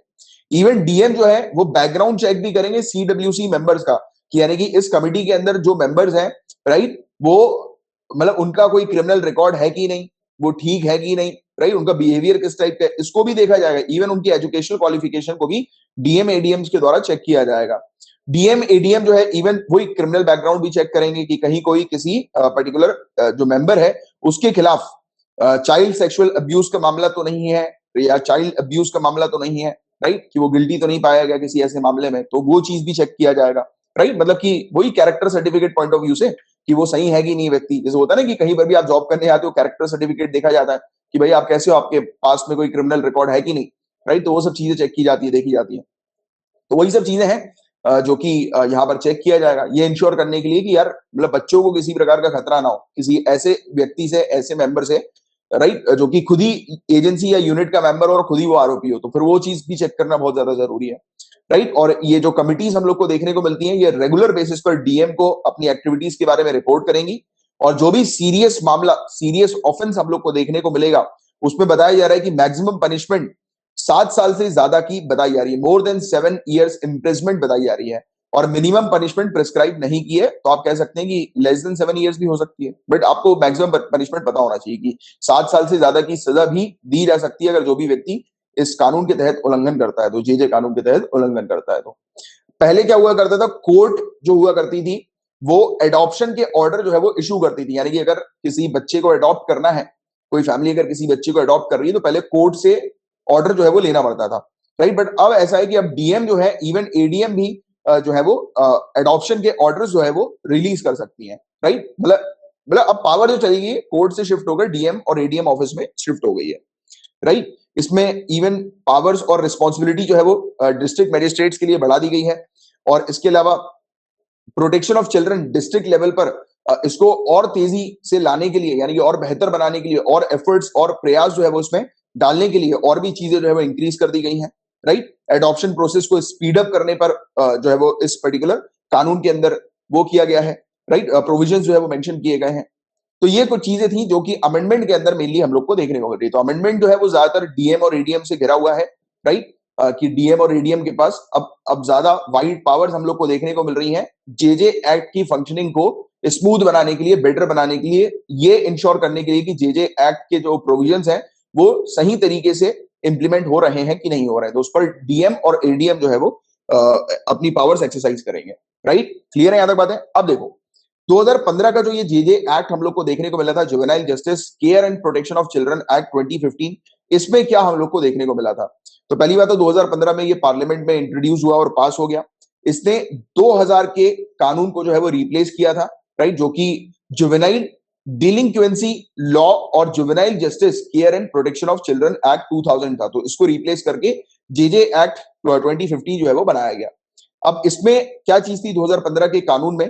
तो इसमें 16 से 18 साल की उम्र के बच्चे, इन्हें अडल्ट माना जाएगा या नहीं माना जाएगा, ये चीज डिसाइड करने के लिए, ये निर्धारित करने के लिए, क्योंकि होता है ना कि कई बार 16 से 18 साल की उम्र के बच्चे ऐसे बड़े अपराध कर देते हैं, गंभीर अपराध कर देते हैं कि जिसके कारण बोर्ड को फिर फैसला लेना पड़ता है कि यार उसको अडल्ट के तौर पर माने या फिर उसे बच्चों के तौर पर माने, राइट? तो ये वाली एक चीज हो जाती है, राइट? यही वाली सेम चीज आपने देखी होगी 2012 में, 2012 में दिल्ली गैंगरेप के मामले के बाद इस प्रावधान पर और भी ज्यादा जोर जो है वो दिया गया इस प्रकार के प्रोविजन पर, क्योंकि एक आरोपी उसमें यह था कि उसकी उम्र 18 से कम की थी, यानी कुछ ही मतलब कम थी 18 से उस पर्टिकुलर आरोपी की उम्र।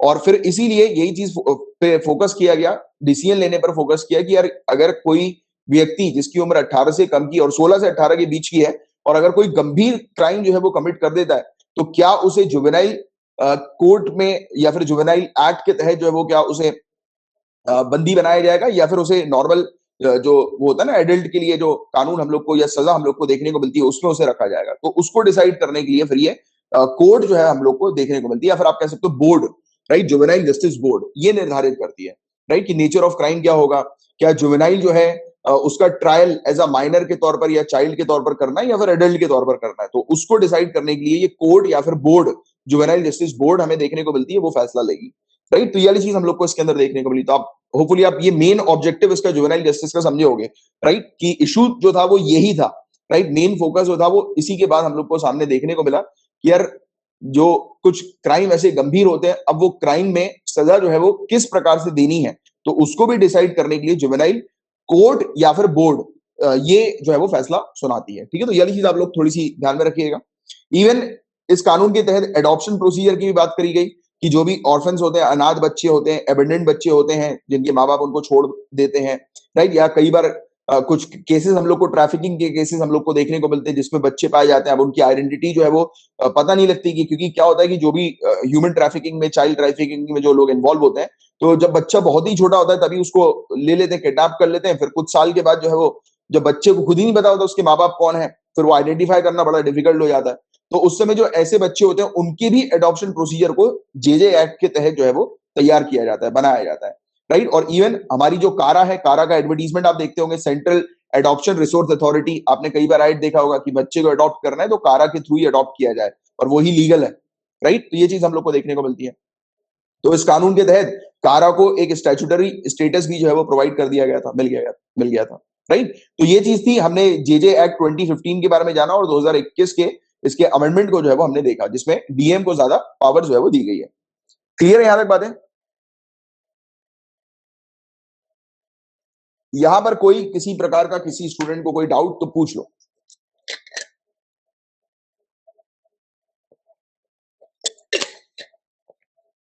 अब बात करेंगे अश्वगंधा के बारे में। आप सबको लेना चाहिए, मैं लेता हूं रेगुलर बेसिस पर, रेगुलर गिलॉय अश्वगंधा तो मेरे मतलब मॉर्निंग टॉनिक में वो है, इंक्लूडेड है, कि जैसे अब ये क्लास एंड होगी थोड़ी देर बाद मम्मी प्रिपेयर कर देंगी मेरे लिए अश्वगंधा और गिलॉय। एक ब्राह्मी आता है, ब्राह्मी करके एक आता है, वो तो आपको लेना चाहिए, वो मेमोरी पावर को स्ट्रॉन्ग करता है। सही चीज है ये सब। देखिए अश्वगंधा के ऊपर यूके स्टडी कर रहा है इंडिया के साथ मिलकर। यूके की London school of hygiene and tropical medicine और मिनिस्ट्री ऑफ आयुष, इन दोनों ने कोलैबोरेशन किया और ये अब स्टडी कंडक्ट करेंगे अश्वगंधा के ऊपर, राइट? कि क्या ये कोविड-19 से रिकवरी को प्रमोट कर रही है कि नहीं कर रही, राइट? ये टॉनिक। और अश्वगंधा जिसका साइंटिफिक नेम विथानिया सोमनीफेरा है, तो ये साइंटिफिक नेम थोड़ा सा ध्यान में रख लेना, क्योंकि कई बार ये डायरेक्ट क्वेश्चन इससे रिलेटेड स्टेट सिविल सर्विसेज पूछ लेती है। कारा, कारा क्या है आप पूछ रहे हो, एक मिनट रुको, मैं आपको कारा के बारे में बता देता हूं।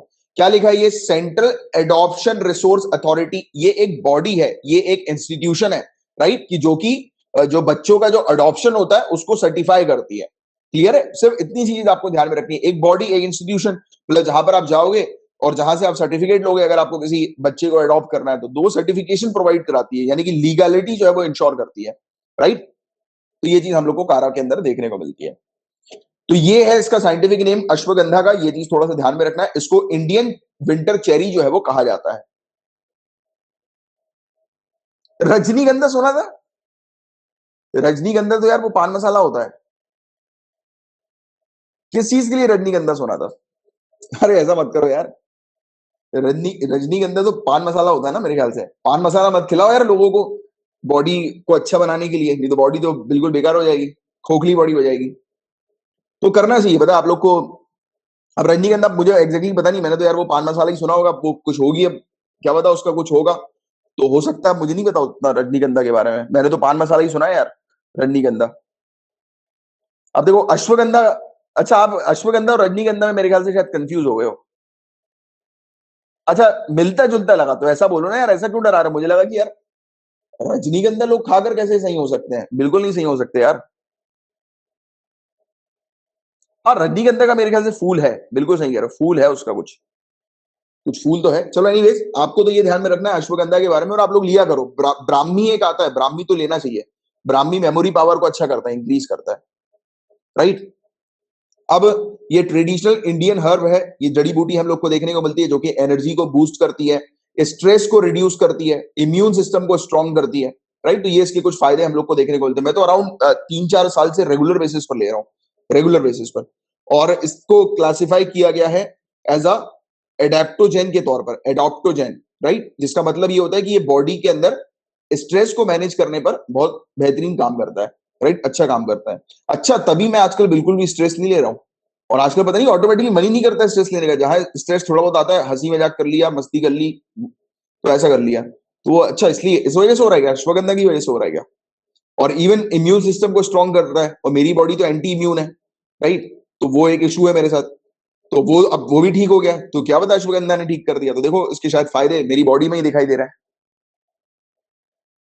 चलो आओ आगे आओ। अश्वगंधा जो है वो बहुत ज्यादा उगता है, कहां पर उगता है? ड्राई पार्ट्स पर, राजस्थान, पंजाब, हरियाणा, उत्तर प्रदेश, गुजरात, महाराष्ट्र, मध्य प्रदेश, इन एरियाज पर, जो सूखे एरियाज होते हैं ना, ड्राई एरियाज, तो वहां पर ये आसानी से उग जाता है। हार्डी और ड्रॉट टॉलरेंट क्रॉप ये हम लोग को देखने को मिलता है, यानी कि वही सेम चीज की सूखे एरिया पर आसानी से उग सकता है ये, राइट। अश्वगंधा जो है वो रिलेटिवली इसको ड्राई सीजन की आवश्यकता होती है, और कम बारिश की आवश्यकता होती है, ज्यादा बारिश में पनपता नहीं है वो। 60 से लेकर 75 सेंटीमीटर की रेनफॉल में अच्छे बेहतर तरीके से ये कल्टीवेट हो जाता है। इसको टेम्परेचर भी जो चाहिए होता है 20 डिग्री से लेकर 35 डिग्री सेल्सियस के बीच में सुटेबल टेम्परेचर माना जाता है इसका। सैंडी लोम, सैंडी लोम, रेतीली दोमट या फिर लाइट रेड सॉइल, हल्की लाल मिट्टी, जिसका पीएच 7.5 से लेकर 8 हम लोग को देखने को मिलता है।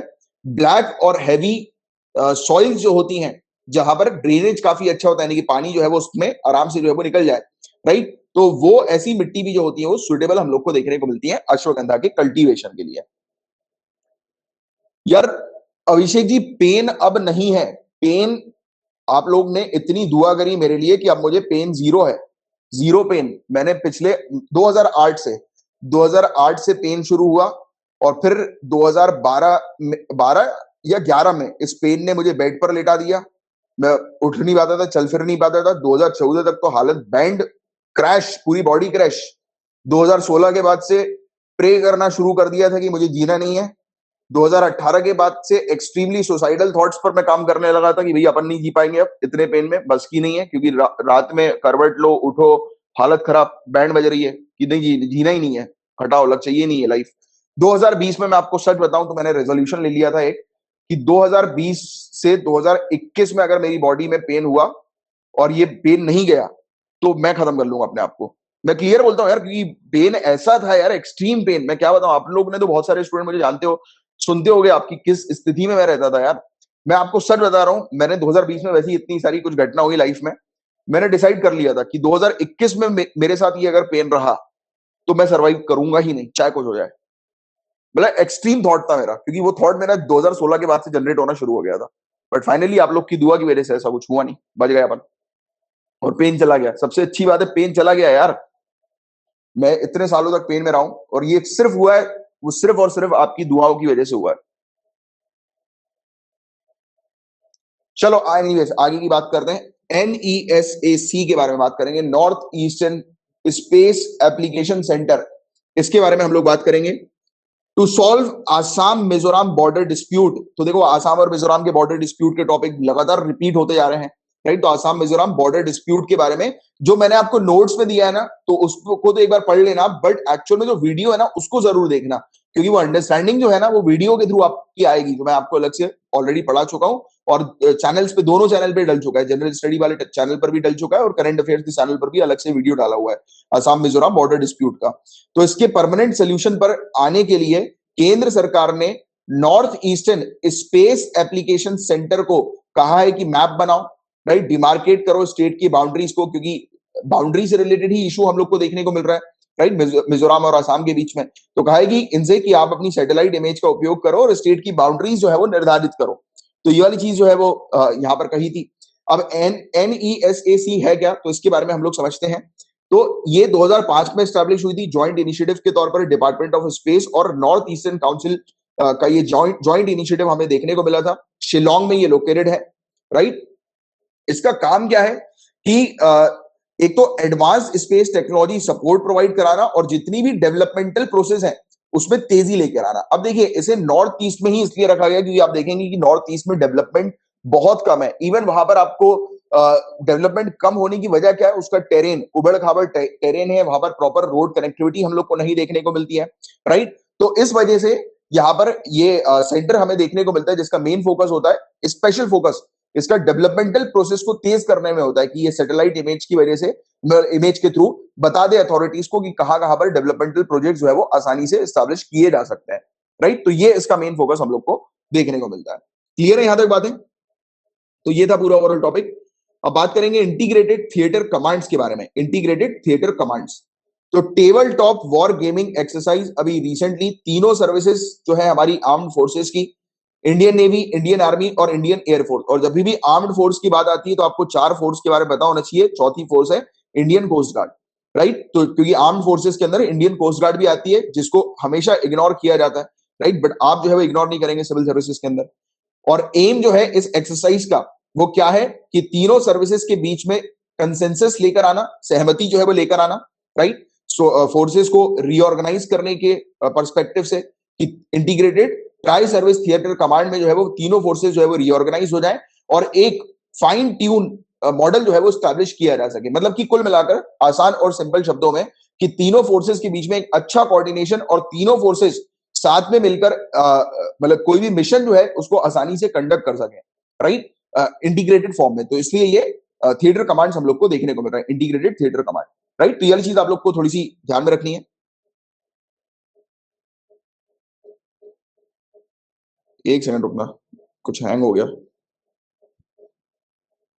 यस, अब चल रहा है। हाँ, और इंडिया जो है गाइस आज की डेट में इंडिया के पास 19 मिलिट्री कमांड है जिसमें से 17 जो है वो तैनात हम लोग को देखने को मिलती है, राइट। और दोनों ही इंडियन आर्मी और इंडियन एयरफोर्स के पास 7-7 कमांड्स हम लोग को देखने को मिलती है और इंडियन नेवी के पास 3 कमांड हम लोग को देखने को मिलती है। और इंडिया जो है गाइस इसके पास tri service command, Andaman and Nicobar command हम लोग को देखने को मिलती है, यानी कि हमारे पास ट्राई सर्विस कमांड भी है, अंडमान एंड निकोबार कमांड, जहां पर तीनों सर्विस इंटीग्रेटेड तरीके से जो है वो मिशंस को कंडक्ट करती हैं। इसके अलावा हमारे पास एक स्ट्रेटेजिक फोर्स कमांड भी है जो कि न्यूक्लियर स्टॉक पाइल हमारी कंट्री की जो है उसकी देखभाल करती है। मतलब कि हमारे पास जो न्यूक्लियर जो स्टॉक्स है, राइट, तो उसको जो है वो देखने के लिए, उसको मेंटेन मैनेज करने के लिए, उसको एडमिनिस्टर करने के लिए ये स्ट्रेटेजिक फोर्स कमांड हम लोग को देखने को मिलती है। अब ये इंटीग्रेटेड थिएटर कमांड है क्या एग्जैक्टली?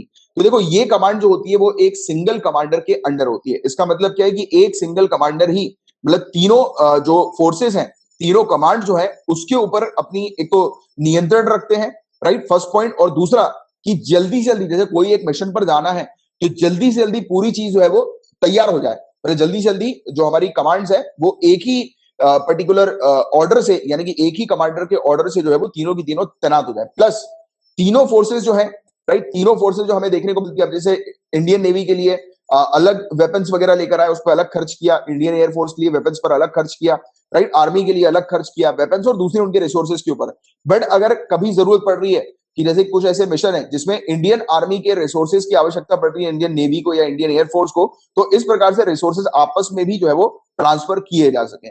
तो इस ऑब्जेक्टिव से ये हम लोग को इंटीग्रेटेड थिएटर कमांड मेनली देखने को मिलती है, राइट। तो यह चीज हम लोग को देखने को मिल रही है। और कमांडर जो होते हैं वो ऐसी फोर्स के, राइट, तो उनके डिस्पोजल पर, वही चीज मैंने आपको बताई, सभी की सभी रिसोर्सेज जो होते हैं वो उनके डिस्पोजल पर रहते हैं। मतलब कि वो जैसी ऑर्डर पास करेंगे तो एक दूसरी सर्विस के जो रिसोर्सेज है वो एक दूसरी सर्विसेज के पास जो है वो ट्रांसफर हो सकेंगे। वही वाला कॉन्सेप्ट जो मैंने अभी थोड़ी देर पहले आपको एक्सप्लेन किया, राइट। और इसके अलावा इंटीग्रेटेड थिएटर कमांड जो होगी वो आंसरेबल नहीं होगी इंडिविजुअल सर्विसेज के लिए, राइट, यानी कि इंडिविजुअल सर्विस पर आंसरेबल नहीं होगी। वो सिर्फ एक कमांडर के अंडर जो है उनके ऑर्डर्स पर जो है वो काम करेंगी, राइट।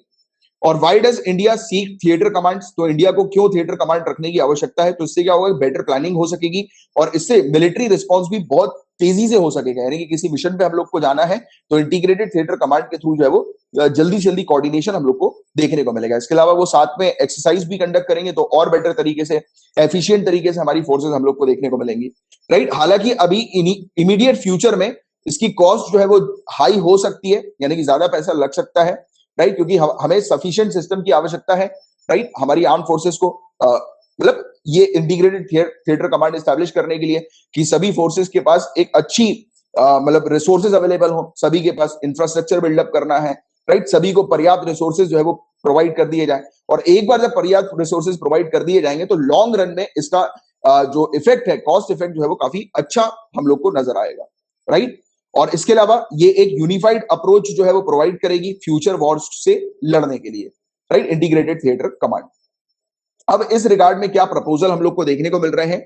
तो यूनिफाइड अप्रोच की आवश्यकता है वॉर फाइटिंग के पर्पस के लिए, राइट। और ये 1999 में कारगिल बैटल के बाद इस चीज की आवश्यकता जो है वो पड़ी कि हमारे पास ऐसी कुछ ट्रेनिंग होनी चाहिए, ऐसी कुछ फोर्सेस होनी चाहिए जिसमें तीनों कमांड जो है वो एक साथ मिलकर मिशन कंडक्ट कर सके, राइट। और कारगिल रिव्यू कमेटी और उस समय के ग्रुप ऑफ मिनिस्टर्स, इसके अलावा नरेश चंद्र कमेटी जो थी, उन्होंने बोला था कि कुछ स्ट्रक्चरल चेंजेस करने की आवश्यकता है हायर डिफेंस मैनेजमेंट के लिए, राइट। और इसके अलावा इस चीज को सेटअप करने के लिए, यूनिफाइड थिएटर कमांड्स को सेटअप करने के लिए चाइना बॉर्डर में हमारी नदन कमांड्स और पाकिस्तान बॉर्डर में वेस्टर्न कमांड और मैरीटाइम ऑपरेशन के लिए सदर्न कमांड जो है वो सेटअप करने की बात की गई। और इसके बारे में शेकेतकर समिति ने जो है, शेकेतकर कमेटी जो है, उसने रिकमेंड किया था कि इंटरनल और एक्सटर्नल जो थ्रेट्स हैं, खतरे हैं, उनसे डील करने के लिए ये सब कमांड जो है वो हमें स्टैब्लिश करनी चाहिए चाइना बॉर्डर में, पाकिस्तान बॉर्डर में और मैरीटाइम ऑपरेशन के लिए, राइट। तो इस प्रकार की थिएटर कमांड होनी चाहिए जिसमें तीनों की तीनों फोर्सेज जो है वो हमारी इन्वॉल्व हो। और शेकेतकर कमेटी जो है गाइस, उसी ने रिकमेंड किया था सीडीएस के बारे में भी, चीफ ऑफ डिफेंस स्टाफ, जो कि अगेन ये सेम प्रिंसिपल के ऊपर जो है वो कार्य करता है, राइट। बिल्कुल वही चीज जो आपने अभी पूछा, सीडीएस से रिलेटेड है क्या? तो वो रिलेटेड एग्जैक्टली नहीं है, राइट, बट प्रिंसिपल दोनों का सेम हम लोग को देखने को मिलता है। सीडीएस सबसे ऊपर हम लोग को देखने को मिलता है, सबसे टॉप में अथॉरिटी हम लोग को देखने को मिलती है, वो भी कॉन्सेप्ट, वो भी प्रिंसिपल जो है वो इसी के ऊपर आधारित है। क्लियर है यहां तक बातें?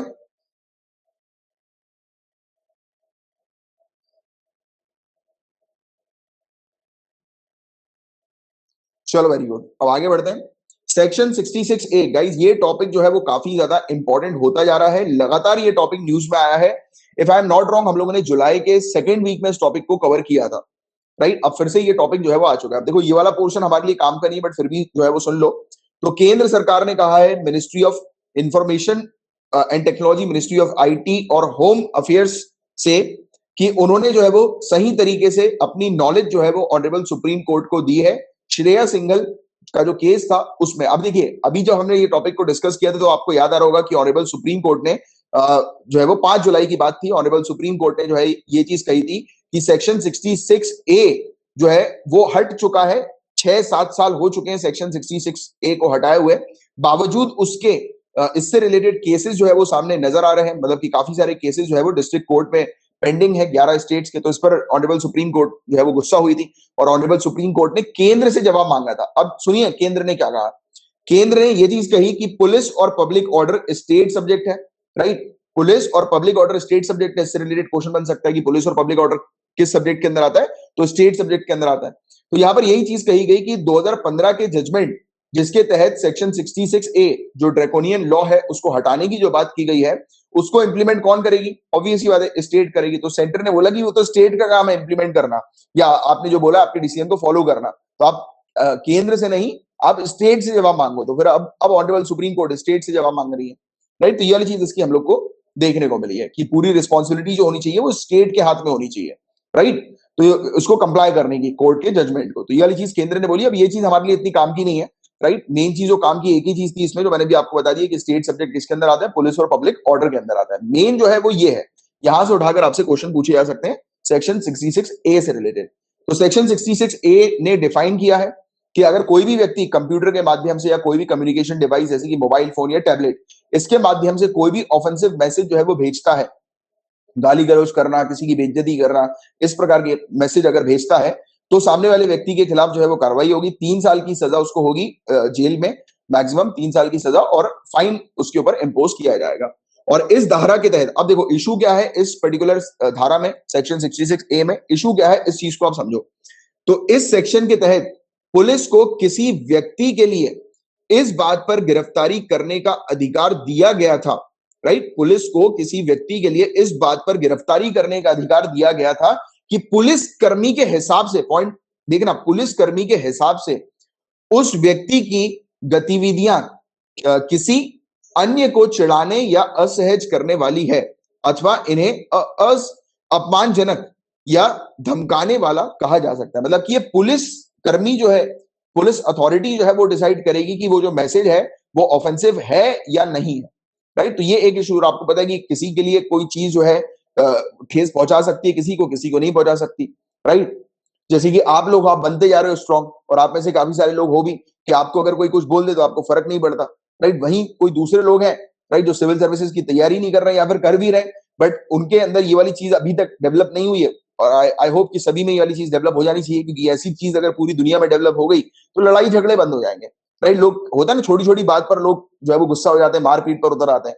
नहीं मारना पीटना, सामने वाला आपको गुस्सा दिला रहा है मतलब वो आपके टेम्पर को चेक कर रहा है, और आपको फिर अपने माइंड को ये बोलना है कि भाई ये तो मेरे को चेक कर रहा है, और मुझे तो इसमें प्रूफ करना है कि भाई मैं शॉर्ट टेम्पर्ड नहीं हूं, मैं जो भी डिसीजन लेता हूं या लेती हूं बड़े आसानी से लेती हूं, राइट? कामनेस तरीके से। तो इस पर मेनली आपको फोकस करना है। अब देखो ऑनरेबल सुप्रीम कोर्ट ने क्यों हटा दिया सेक्शन 66A को, क्योंकि इसका गलत उपयोग किया जा रहा था, आर्बिट्ररी तरीके से, एक्सेसिव तरीके से, डिसप्रपोर्शनेट तरीके से, right? Right of free speech जो है आर्टिकल 19 क्लॉज 1A के तहत जो है वो उसको उसका उल्लंघन हो रहा था एक प्रकार से, या फिर आप कह सकते हो बैलेंस जो है, एग्जैक्टली बैलेंस जो दोनों के बीच में है कि अधिकार क्या होंगे और रीजनेबल रिस्ट्रिक्शन क्या होंगे, तो वो सही तरीके से बैठ नहीं रहा था। स्टेट जो है वो मतलब जैसे कि सरकार के ऊपर अगर कोई जैसे होता है ना कि कुछ लोग प्रोटेस्ट करते हैं सरकार की कुछ पॉलिसीज वगैरह को लेकर, तो सरकार ने उनके प्रोटेस्ट को जो है वो ये मान लिया कि यार ये तो सरकार का वो कर रहे हैं, मतलब कि तौहीन वगैरह कर रहे हैं, इस प्रकार की चीज, कॉन्टेम्प्ट वगैरह कर रहे हैं, बदनामी कर रहे हैं। तो सरकार ने ऐसे काम करने शुरू कर दिए कि उनके अकाउंट्स ब्लॉक करवा दिए, उनको जेल में बंद करवा दिया। तो ये कहीं ना कहीं ये राइट टू फ्री स्पीच वाला जो अधिकार हम लोग को देखने को मिलता है, राइट टू फ्रीडम के तहत, तो उसका क्लियरली जो है वो उल्लंघन किया जा रहा था, और ये प्रॉपर बैलेंस नहीं बैठ पा रहा था कि रीजनेबल रिस्ट्रिक्शन क्या होगा और अधिकार क्या होंगे। तो इसको देखते हुए, इन सब इश्यूज जब सामने आए, तो इसको देखते हुए ऑनरेबल सुप्रीम कोर्ट ने इस चीज को जो है वो 2015 में नल एंड वॉइड डिक्लेयर कर दिया, राइट? तो ये चीज है जिसके बारे में आपको जानकारी रखनी है। और इवन इसमें जो प्रोविजन थे वो ओपन एंडेड थे और अनडिफाइंड थे, यानी कि प्रॉपर तरीके से डिफाइन नहीं था कि ऑफेंस जो है वो किसको माना जाएगा, राइट? तो ये था इस पूरा ओवरऑल टॉपिक जिसकी आपको एक अच्छी जानकारी होनी चाहिए, और इसी के साथ अपना सेशन खत्म होता है। किसी को कोई डाउट तो पूछो। एक स्टूडेंट ने लेक्चर के बीच में कोई इशू के बारे में बात करी थी, आप प्लीज फिर से मैसेज लिख दीजिए, और बाकी मस्त तैयारी करो बेहतरीन तरीके से, एंजॉय करते हुए तैयारी करो। स्टडी को स्टडी की तरह नहीं लेना है। आपने जो आज अपना टारगेट बनाया है उस टारगेट को मस्ती करते करते अचीव कर लो।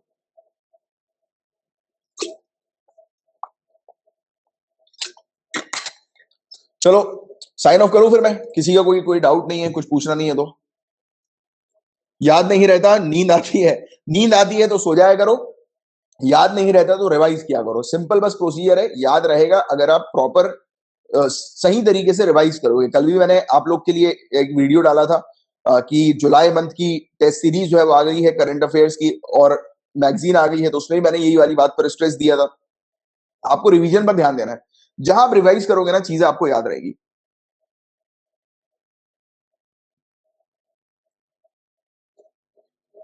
तो इस पर टारगेट करो आप। और नींद आया करे तो सो जाया करो यार। नींद आ इसलिए रही है क्योंकि नींद प्रॉपर हुई नहीं है और टेंशन ज्यादा ले रहे हो, सो जाया करो थोड़ी देर। अपनी बॉडी को ये बोलो, अपने ब्रेन को ये बोलो, चल यार मैं सो जाता हूँ अब, तू बोल रहा है ना सोने के लिए, चल सो जाते हैं, बट उसके बाद जब मैं उठूंगा तो मुझे सही तरीके से पढ़ाई चाहिए। आपको उसे ऑर्डर करना है, आपको उसके ऑर्डर लेना नहीं है। और आप भी आगे चल के क्या बनोगे, ऑफिसर बनोगे, ऑर्डर देने वाली स्थिति में रहोगे, ऑर्डर लेने वाली में नहीं रहना है। राइट, तो अभी से चीजों को शुरू करो, अभी से अथॉरिटी बन के अपने ब्रेन के ऊपर कंट्रोल करना शुरू करो, उसको ऑर्डर दो कि बेटा ये कर। मैं देता हूं, मैं तो हमेशा देता हूं अपने ब्रेन को ऑर्डर, रेगुलर बेसिस पर। रेगुलर मैं ये सब चीजें इंप्लीमेंट करता हूं, तभी आपको बताता हूँ गाइस। ये चीज भी सोच मतलब बिल्कुल सुनिश्चित कर लेना, इंश्योर कर लेना कि जो चीज मेरी लाइफ में पॉजिटिव जाती है, वो कुछ चीज मैं ऐसी करता हूँ उसके बाद होती, तब जाकर मैं आपको बताता हूँ। ऐसा नहीं कि मैं कुछ भी जाकर ऐसे ही ज्ञान दे रहा हूँ फालतू में, मैं कभी ऐसा करता ही नहीं। जो चीज, जैसे आपने ये वाली चीज ऑब्जर्व भी करी होगी, आप मुझसे कुछ चीज पूछते हैं, चाहे वो ऑप्शनल से रिलेटेड हो, मेरा आंसर एक ही आएगा आपके पास कि ऑप्शनल के बारे में ऑप्शनल के एक्सपर्ट टीचर के पास जाओ, किसी से भी मत पूछो, नहीं तो वो आपको सही गाइडेंस नहीं देगा। राइट, वही चीज आपको करनी है और वही चीज मैं भी करता हूं। मैं जो चीज अपनी अपने लाइफ में जो चीज इंप्लीमेंट करता हूं जिससे मुझे फायदा मिलता है, वो चीज मैं आपको बताता हूं जिससे कि आपको उस चीज से फायदा मिले।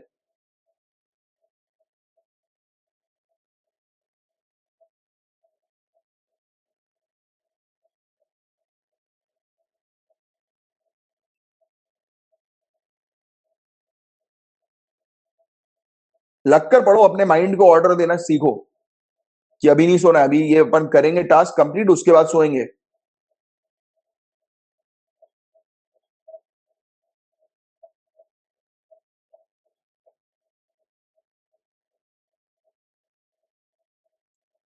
अब देखो आंसर ही आपके पास है, आपने ही इस चीज के बारे में देखिए बताया भी, स्टूडेंट ने आंसर भी बताया कि 3 AM के पहले जो है वो नींद नहीं आती एक स्टूडेंट की, बट अब लाइव क्लास के चलते अब उठ ही रहे हैं वो।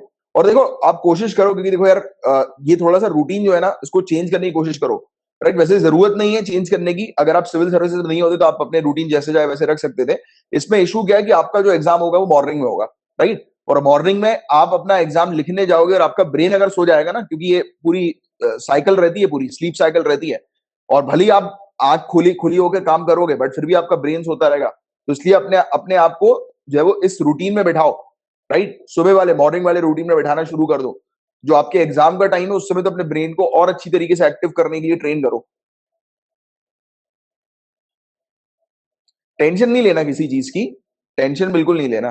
तो चलो अब मैं साइन ऑफ करता हूं। अपन एक जब गाइडेंस सेशन जब रखेंगे महीने में एक बार, तब उस समय और भी इस तरीके के आपके बहुत सारे डाउट्स जो आएंगे उसको अपन कॉम्प्रिहेंसिव तरीके से कवर करेंगे। ठीक है, तो चलो फिर मिलते हैं अब कल के लेक्चर में। तब तक के लिए bye bye, take care, have a great day ahead. जय हिंद।